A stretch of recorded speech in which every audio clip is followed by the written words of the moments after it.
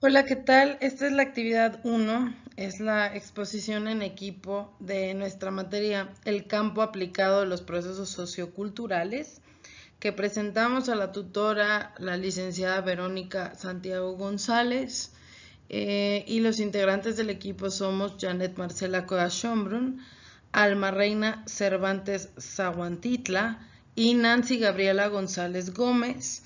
Y básicamente estaremos revisando en esta presentación los principales conceptos de la primera unidad y de la lectura que se denomina definición de la psicología social. Bueno, lo primero que vamos a estar revisando es la definición de psicología social. Según G.W. Alport, la psicología social es un intento de comprender y explicar cómo el pensamiento, el sentimiento y la conducta de las personas individuales resultan influidos por la presencia real, imaginada o implícita de otras personas, ¿no? Lo que vendría siendo un grupo social como tal, cómo es que es influenciada la forma de sentir de uno mismo, de su conducta, de su pensamiento, de su sentimiento, a partir de esta influencia de otras personas. Hay un término importante dentro de la lectura que es el etnofaulismo. Este término se usa para designar las formas en que los miembros de un grupo se refieren a los miembros de otros grupos, especialmente cuando tienen un origen étnico diferente, ¿no? Estos etnofaulismos permiten saber qué piensan y cómo piensan los miembros de una determinada sociedad, sobre todo con los grupos étnicos inmigrantes que acoge esa sociedad, ¿no? Hablamos de países, por ejemplo, como Estados Unidos, en donde hay pues muchas personas de otras culturas que van a trabajar y que al final pues hacen su vida en ese país. Igual a nosotros en México nos pasa, ¿no? Y bueno, estos etnofaulismos nos permiten saber qué piensan y cómo piensan los miembros de esta sociedad, que es la que acoge de todos estos grupos étnicos diferentes, inmigrantes, que son los que vienen a vivir con nosotros, ¿no? Al final es un fenómeno universal, ya que prácticamente todos los grupos conocidos lo utilizan, lo hacen, o sea, sin querer, pero lo hacen. Y bueno, hay una relación directa entre los etnofaulismos y la exclusión. Por eso es tan importante este concepto. Y bueno, cuando hablamos de psicología social vamos a hablar de diferentes teorías. La primera teoría es la de identidad social, en donde se habla que una persona se define a sí misma a partir de su pertenencia a cierto grupo social y al significado emocional y emotivo que le da esta pertenencia. Para esto van a estar conjugados distintos tipos de procesos. Hay procesos individuales, procesos grupales y procesos macrosociales del contexto social, ¿no? Para este tema de la identidad social como tal. En los individuales tenemos la motivación de la persona para evaluarse a sí misma de forma positiva, la importancia de pertenecer a un grupo para la persona a la hora de definir el yo, de definir quién es como tal, y la motivación de la persona para evaluar al grupo de manera positiva, ¿no? Entonces, yo me evalúo, estoy motivada para evaluarme de forma positiva, le doy una importancia a pertenecer a cierto grupo y además pues me motiva que ese grupo es bueno, ¿no? Lo evalúo de forma positiva. En los procesos grupales pues siempre hay comparación con otros grupos, ¿no? Hay distintividad positiva del propio grupo respecto a otros y esto da una identidad social positiva. Y en procesos macrosociales del contexto social, pues el contexto social es el marco en el que se establecen las comparaciones entre grupos y es el que sustenta la distintividad social positiva, ¿no? Entonces todos estos procesos son los que se conjugan para definirnos a nosotros mismos de acuerdo a o a partir de la presencia que tenemos en cierto grupo social. Ahora, dentro de esta teoría hablamos también de distintas estrategias y la correspondencia entre las diversas estrategias posibles y el estatus relativo y las combinaciones de estatus. Una estrategia, por ejemplo, es la movilidad individual, en donde las personas intentan cambiar de un grupo y pasar a formar parte de otro, evaluado más positivamente en la sociedad, y este intento se hace de forma individual, sobre todo cuando la persona no está evaluando positivamente el grupo al que pertenece y quisiera pertenecer a un grupo que está evaluado más positivamente, ¿no? Esta estrategia característica de los grupos de bajo estatus, que ven su estatus como seguro, es decir, estable y legítimo, y creen que las fronteras grupales son permeables, o sea que puedo pasar de un grupo a otro. Esta otra estrategia, que es la creatividad, en donde las personas intentan hacer más positiva la evaluación social de su grupo y tratan de mostrar que tienen cualidades positivas no reconocidas hasta el momento, ¿no? Otra es la competición con el otro grupo, en donde las personas intentan siempre de manera colectiva modificar a su favor la actual situación social que les perjudica. Y está la competición con el otro grupo,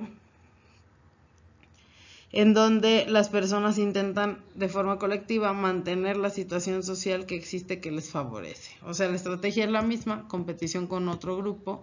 Simplemente la diferencia es que en alguna la situación social le perjudica y en la otra favorece, ¿no? Y hay que mantener, ya sea que se favorece o modificar aquello que perjudica, ¿no?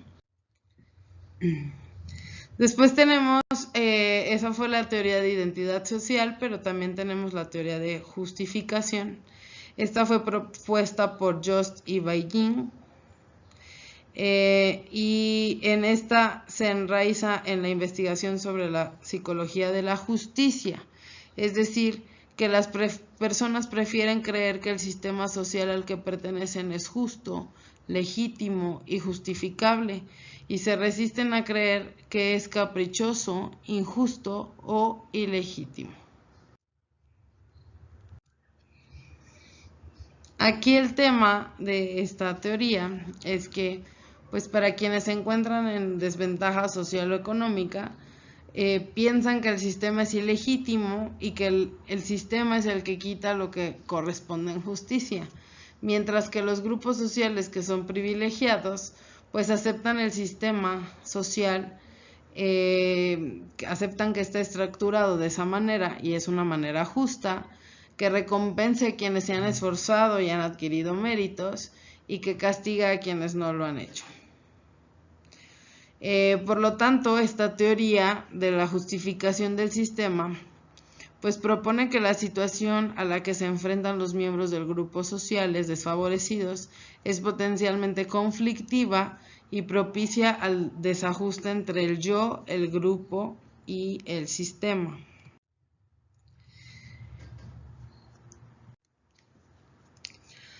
Esta teoría, al igual que la teoría de la identidad, pues maneja procesos individuales, grupales y macrosociales. En los individuales son los estados cognitivos y emocionales de las personas individuales. El grupal es la dinámica de las relaciones dentro de los grupos entre procesos individuales y grupales. Y los macrosociales, pues estas condiciones impuestas por la exigencia material e ideológica del sistema global, ¿no? Igual que en la teoría de la identidad, existen estos tres tipos de procesos. Esta teoría desarrolla las conexiones de estos procesos a través de varias fases. En la primera fase residen que para los miembros de grupos de bajo estatus, la visión peyorativa del propio grupo y el sesgo favorable hacia el exogrupo, o sea, el grupo al que no pertenecen, el que está afuera, contradice de forma directa la justificación del ego y del grupo, siendo estos dos motivos bien fundamentados en psicología social. En la segunda fase es una fase crucial en el desarrollo de la teoría de la justificación del sistema, ya que en esta se trata de demostrar que las personas manifiestan estereotipos y prejuicios porque estos les sirven para defender y prestar apoyo al mantenimiento del sistema social en el que viven. Y en una tercera fase, pues tiene como objetivo el análisis de los conflictos y el vaivén de los motivos de justificación del grupo y del sistema. En psicología social se presta menos atención a los procesos de contexto macrosocial que a los grupales e individuales. Vamos a ver tres elementos, tres características que pretenden contrarrestar esta tendencia, ¿no? De no prestarle tanta atención a procesos del contexto macrosocial. El primero es la influencia de la estructura social.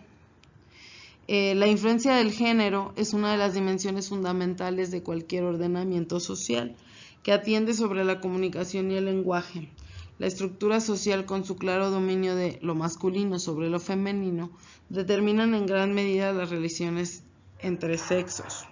En algunos casos de las relaciones de género se menciona lo siguiente: el sexismo y su legitimización por la estructura social, la dominancia masculina y sexismo hostil, la dominancia masculina y sexismo benevolente, el paternalismo dominante, el paternalismo protector y la teoría del grupo enmudecido.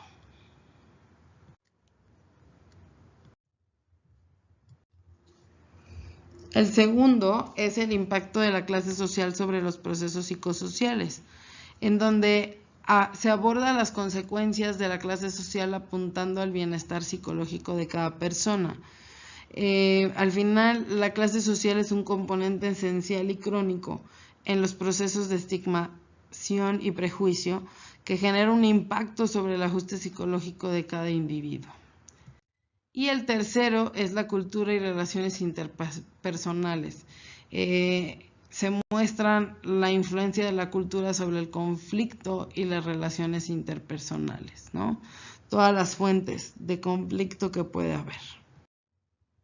Otro tema interesante es Marcus y el binomio contenidos, enfoque en la psicología social, en donde lo que vemos es que el verdadero significado y alcance de este enfoque se aprecia cuando se le contrapone a la visión del ser humano imperante en la sociedad, y de acuerdo con una investigación realizada por la psicóloga H.R. Marcus y otros psicólogos sociales, sugieren que existe una gran dificultad para convencer a las personas de que la conducta del ser humano es profundamente social, es decir, es un producto de nuestras relaciones con otras personas.